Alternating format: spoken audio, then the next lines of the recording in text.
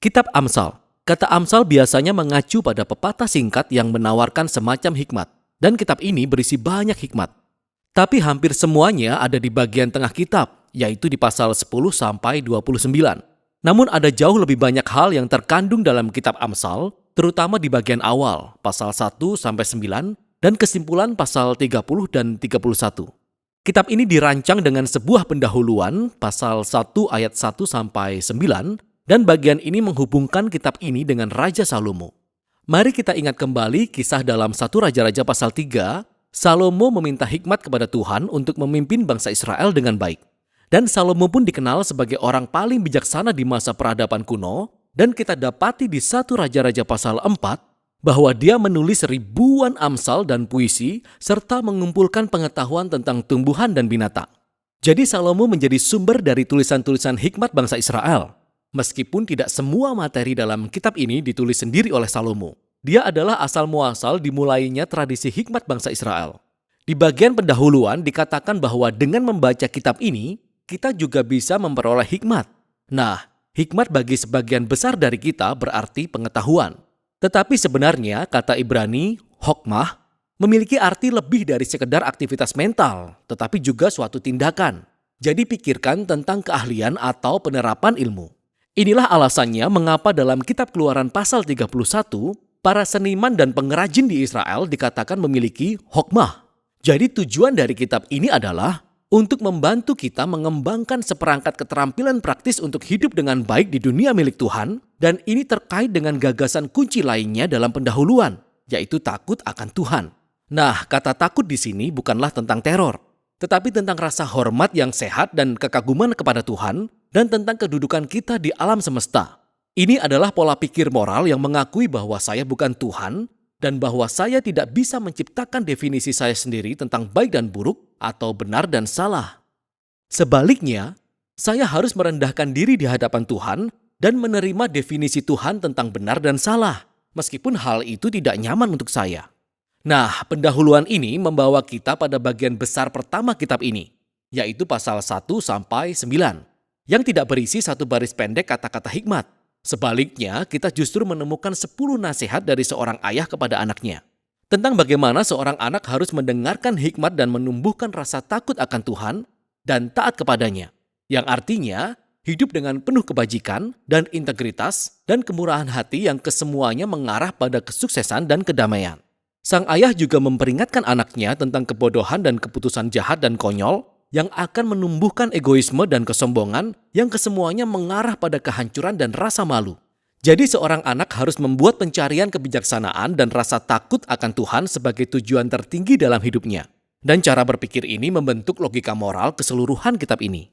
Nah, nasihat dari sang ayah ini memberi petunjuk kepada kita tentang apa literatur hikmat dalam Alkitab itu dan apa perbedaannya dengan bagian Alkitab lainnya.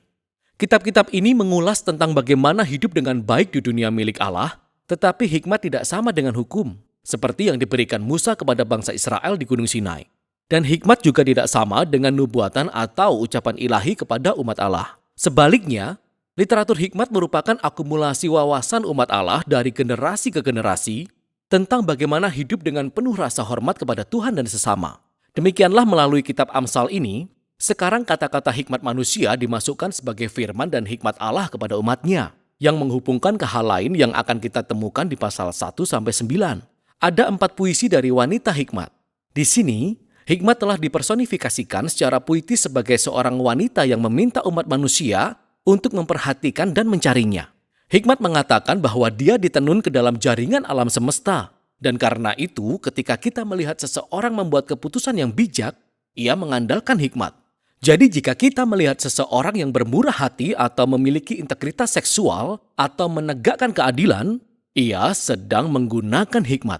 Puisi wanita hikmat ini adalah cara yang puitis dan kreatif untuk mengeksplorasi gagasan bahwa kita hidup di alam semesta yang bermoral milik Allah, dan bahwa kebaikan dan keadilan adalah kenyataan objektif yang jika diabaikan bisa membahayakan diri kita sendiri. Jadi takut akan Tuhan dan hidup bijaksana berarti hidup seirama dengan alam semesta.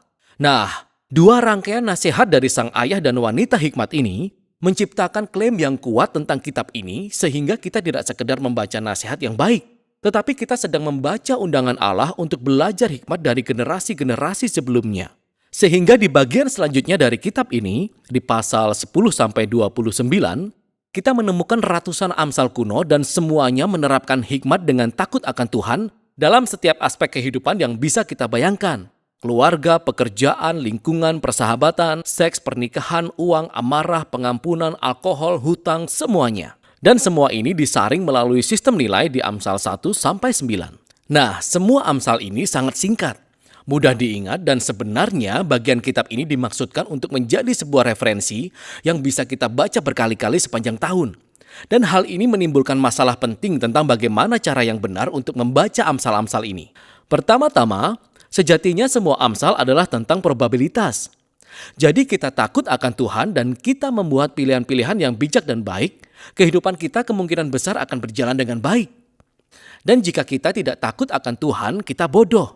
Kehidupan kita mungkin tidak akan berjalan dengan baik. Nah, hal itu seringkali benar tapi tidak selalu demikian.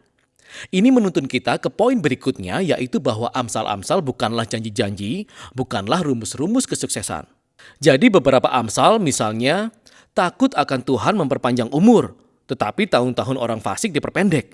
Atau didiklah orang muda menurut jalan yang patut baginya, maka pada masa tuanya pun ia tidak akan menyimpang daripada jalan itu.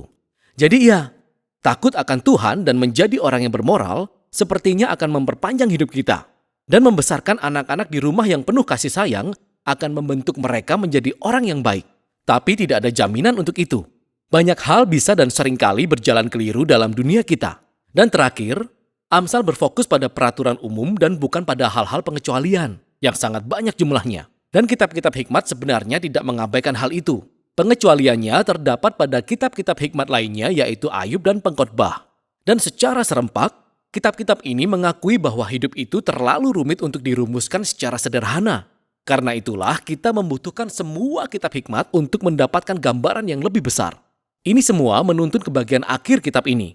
2 koleksi besar puisi-puisi. Puisi-puisi pertama berasal dari seorang pria bernama Agur yang memulai dengan mengakui ketidaktahuan dan kebodohannya sendiri dan kebutuhannya yang besar akan hikmat Allah. Dan kemudian Agur menemukan bahwa hikmat ilahi telah diberikan kepadanya melalui kitab suci yang mengajarkan kepadanya tentang bagaimana hidup dengan baik.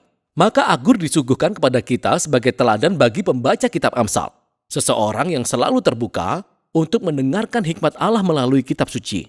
Puisi-puisi terakhir berhubungan dengan seorang pria bernama Lemuel. Dia adalah seorang raja non-Israel. Dan dia mewariskan hikmat yang diberikan kepadanya oleh ibunya. Itu adalah panduan untuk menjadi pemimpin yang bijak dan adil. Dan kemudian puisi terakhir adalah puisi akrostik atau alfabet, di mana setiap baris dimulai dengan huruf baru dari abjad Ibrani, dan keseluruhan puisi adalah tentang wanita yang berkarakter mulia. Puisi ini menggambarkan seorang wanita yang hidup sesuai dengan hikmat Amsal dan menjadi teladan seseorang yang memakai hikmat Allah dan kemudian menerapkannya menjadi keputusan praktis dalam kehidupan sehari-hari, di tempat kerja atau di rumah, di keluarga dan di komunitasnya.